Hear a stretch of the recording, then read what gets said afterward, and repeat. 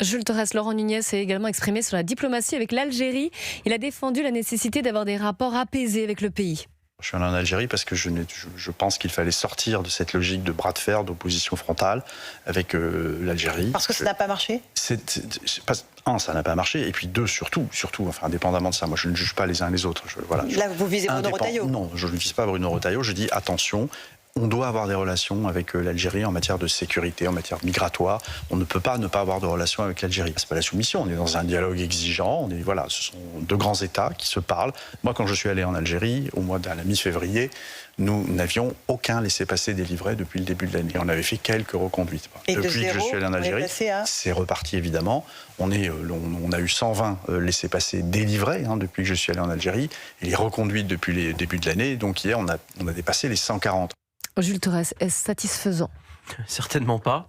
Si on fait un petit calcul extrêmement simple, la première nationalité représentée dans les OQTF, donc sur les 140 000, c'est les Algériens, autour de 50 000. On a donc 120 ou 140 laissez-passer consulaires.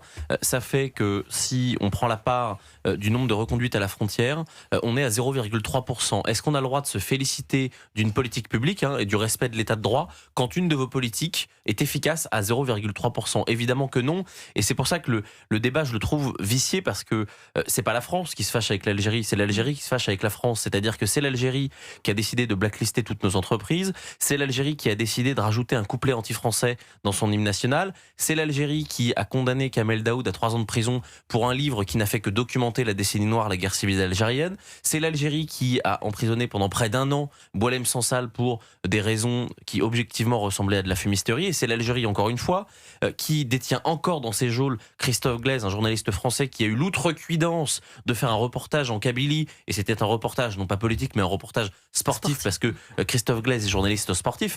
C'est l'Algérie aussi qui fait des barbouzeries en France en essayant d'enlever des ressortissants algériens qui sont sur notre territoire.